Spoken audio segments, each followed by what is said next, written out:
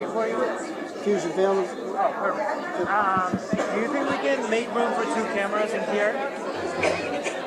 If she can set up here too, if we can make two. Sure, we're live streaming. We're starting right now. That's cool. I don't want to mess you up.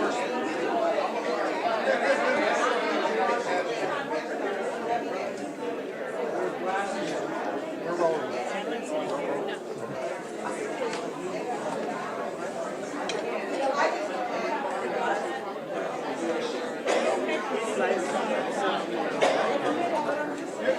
Same here.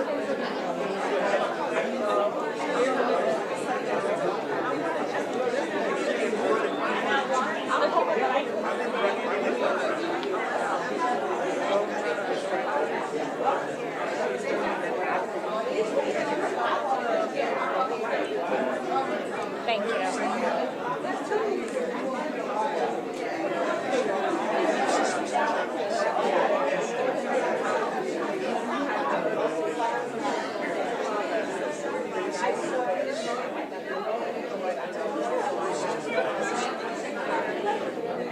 Thank you very much.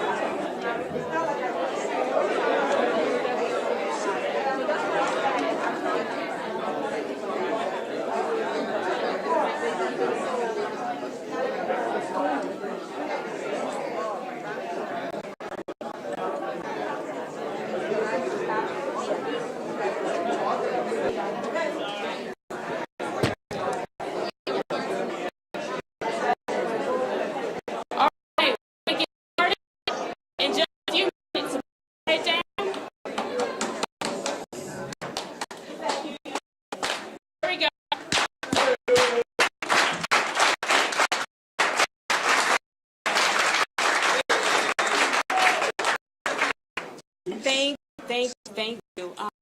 Welcome, everyone. We are so excited to have you all. We have an exciting days for you to celebrate 2018.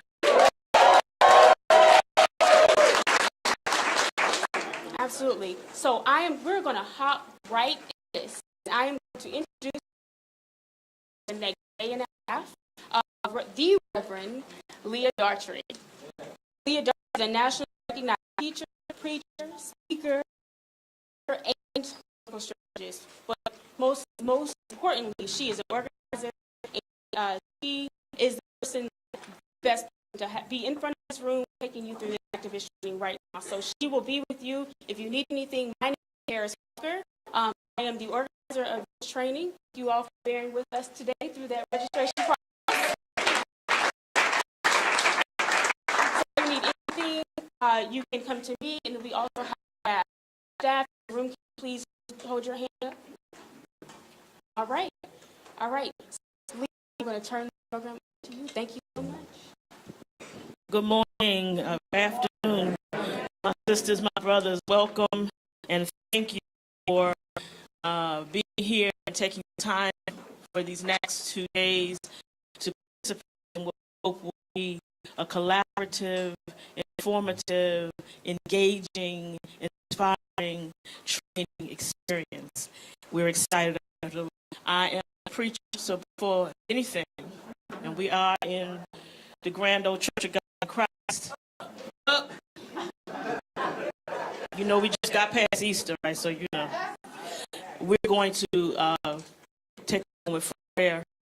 We're going to ask Reverend Mark Thompson, who is our moderator for today's panel, and the host of Make It Plain on Sirius XM, Rabbi Fievel Strauss from Temple Israel, Memphis, Tennessee, and Imam Abdul Malik Ramza Hamza from Midtown Market in Memphis. They would come and offer us words of prayer, and as they are coming, we want to take a moment and remember the life and legacy of that most courageous warrior, Mama Winnie Mandela, who passed away this morning.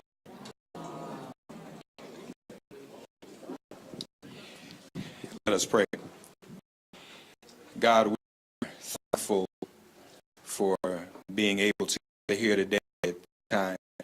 We celebrate the resurrection of your darling Son, our Lord Jesus Christ. And we also celebrate the life of the one who brings us here, Reverend Dr. Martin Luther King Jr. We're thankful for the space in where our prophet Dr. King had his own Garden of Gethsemane experience. Thank you for sending to us. Thank you for giving us his guidance, which still impacts us all these many years later, Lord. We're thankful for this gathering of people, especially very labor organizers and the very organization itself. It was Dr. King's side 50 years ago. Give us the strength, O Lord, to continue his struggle, continue our struggle, his spirit and our movement itself directed.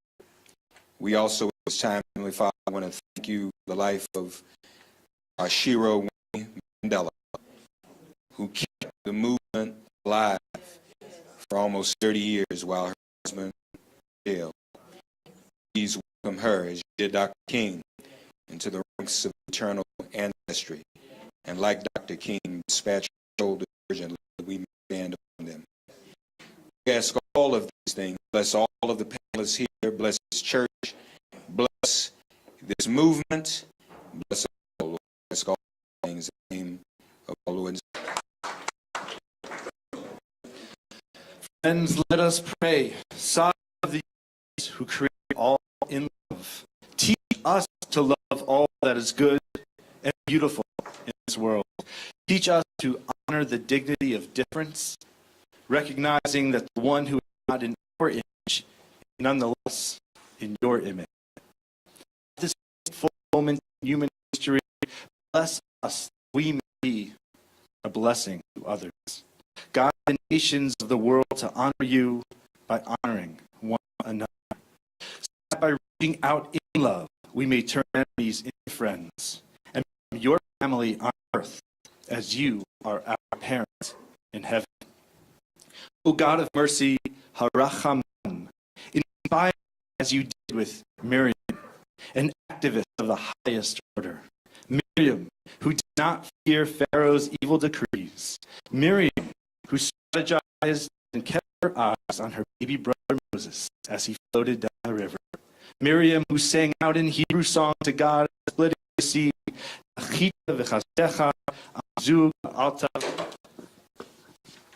in your failing love, you will lead the people you have redeemed. Miriam, whose name means bitter water, who never herself became bitter.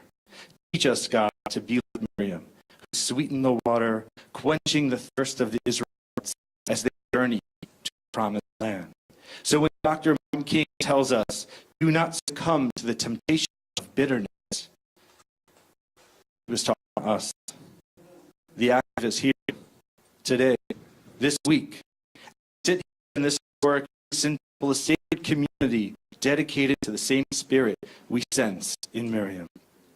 Oh God, may it be your will to instill in our hearts and keep it as a remembrance on our minds that the pure righteous do not complain of the dark, but increase the light.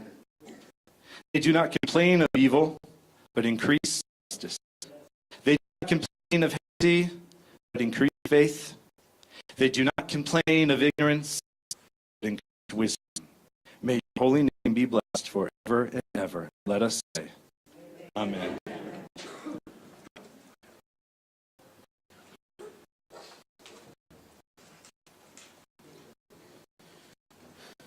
In the name of God, Lord of the worlds, we are in need of mercy, and you are the most merciful.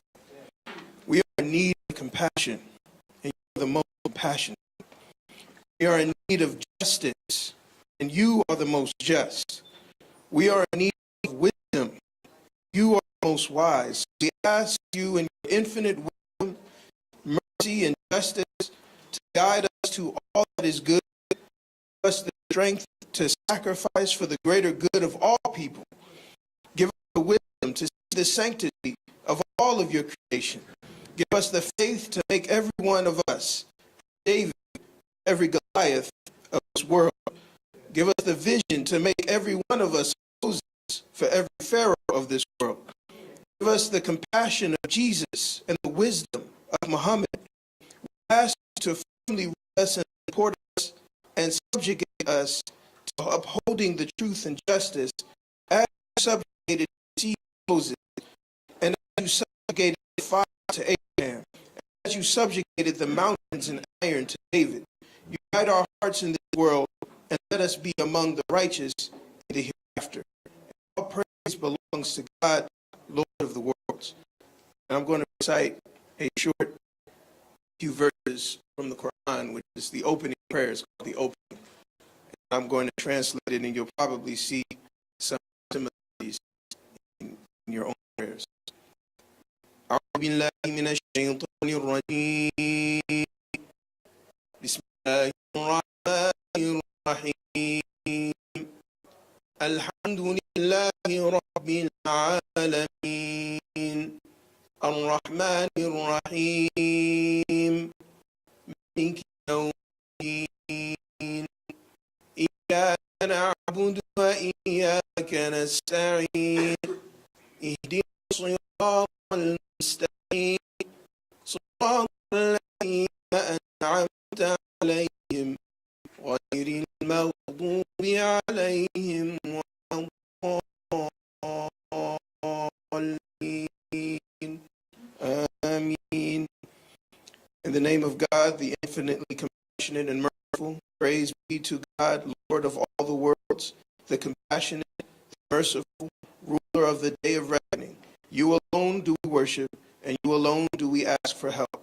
Guide us on the path of those who have received your grace, and not the path of those who have brought down wrath, nor of those who wander astray.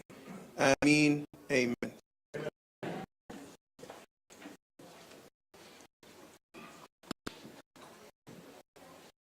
And all the people of God say, Amen.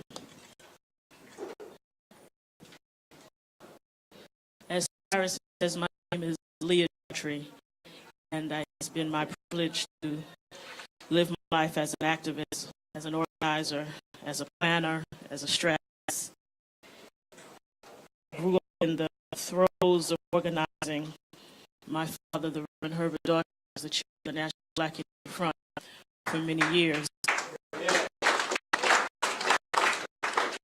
So I've been to more marches, more rallies. I know how to make a sign, do a chant, lead a march, all of it, and we do it before the days of the internet, before radio even. And so organizing to do people to people in my blood. So I'm here to represent that tradition. I've spent my later part of my career as a Democratic Party activist. I served as Chief of Staff for 2 Democratic Party chairs, CEO for Democratic Party conventions. I'm the only person in the Democratic Party history to hold that job twice. And there's a reason. Democrats are not easy. The only community harmed the Democrats is church folk. Now, church folk, activists, we can be mean, difficult, and we just being difficult. Church, it's the truth.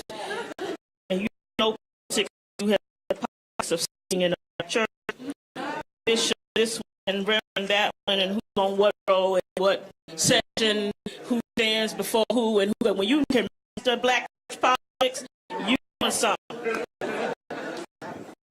So I'm glad to be here with you today, and this could not be a more historic occasion. As you know, this week we are not only honoring the legacy of Reverend Dr. Martin Luther King, one of the world's greatest fighters for equality and justice, and we are just commemorating the 1968 sanitation workers' strike, a historic demonstration of freedom, bravery, activism.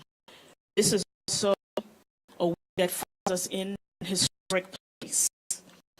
Mason Temple, Church of God in Christ, the headquarters of the Church of God in Christ. And that is part of the tradition of Pentecostalism, of which I count myself.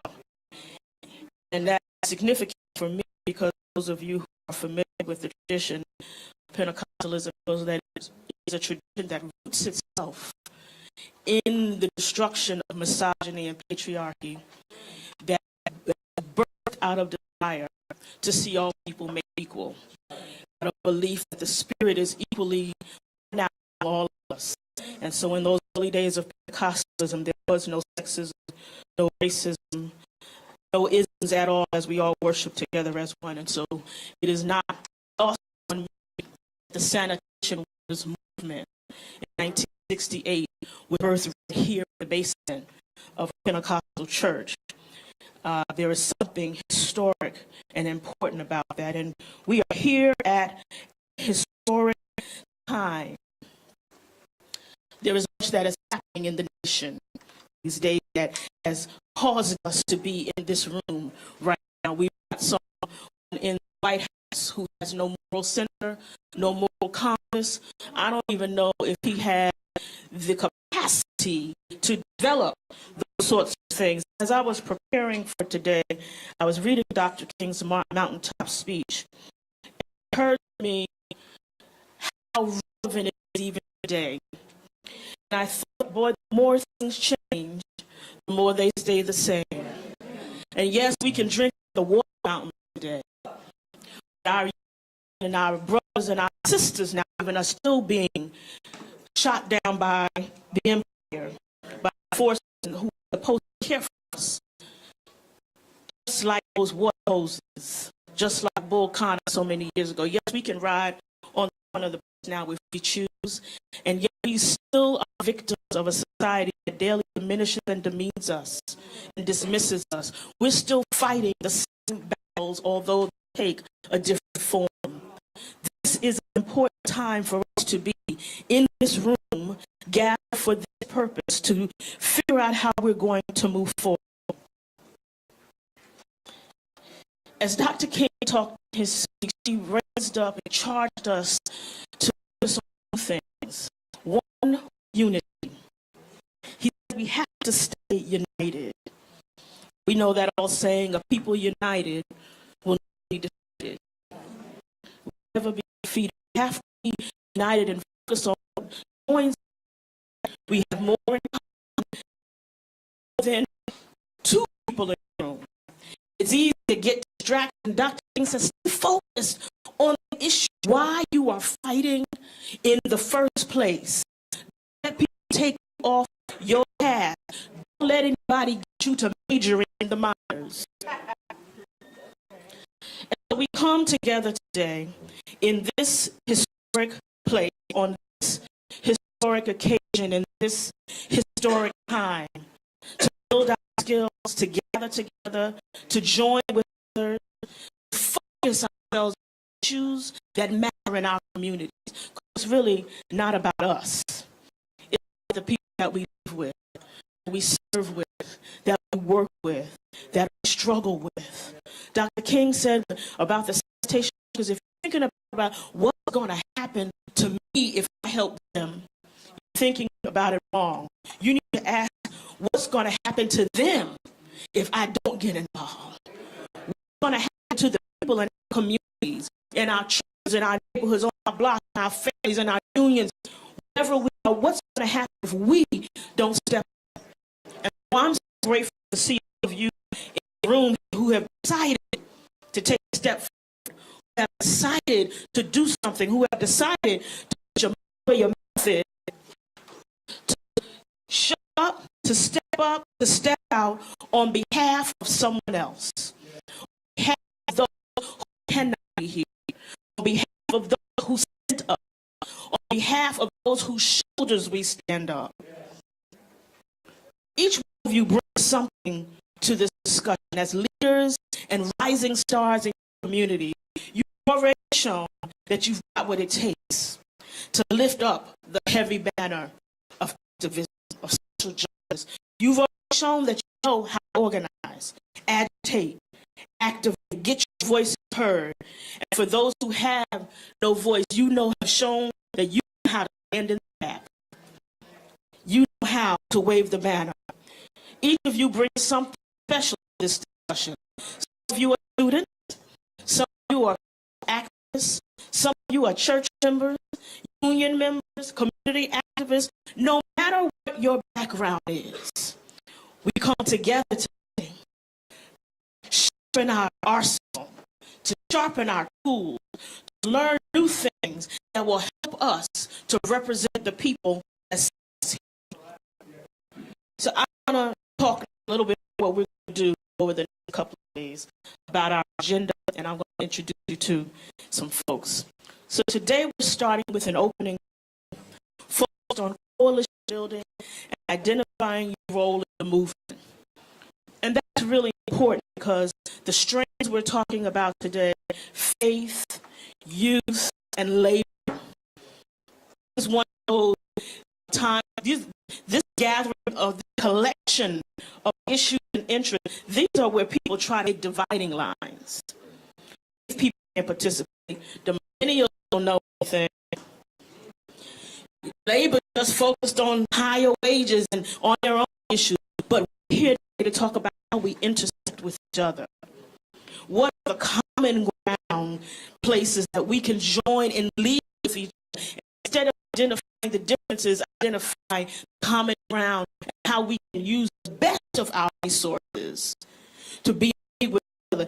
With what we have, you know how we can survive singular communities. It's going to take all of us. Then we're going to move to our first workshop focused on issue education, where we're going to have conversations about race and policy. What is the intersection of race and policy? That uncomfortable conversation sometimes about how race intersects with public policy in ways that are real in our lives, whatever race you are. How you experience it and how we move forward as individual communities, but also together. How our pride can be stronger to move us forward. We're going to talk about the attacks on the labor movement, on immigration reform, and they will be facilitated, these discussions, by some leading experts in these movements. And we'll end the day with a closing session, plenary session on campaign strategy, focused on creating change at the local level. Say campaign strategy, we're not just talking about electing folks, although that's important. We're talking about issue campaigns as well, like Fight for 15, Mary Jane, like all the issues that the immigration reform that are happening on our local level. And now, everybody's sitting at a table, and so we want to start right away with some introductions. So you're not going to have a fruitful conversation if you don't know who you're sitting with. You can't organize you can't organize your house, right? You can't empower a neighborhood if you can't empower yourself, right? Right now, we're going to take 5 minutes, and we just ask you to turn at your table and introduce yourself. What's your name? Where are you from? And what led you to come to this training?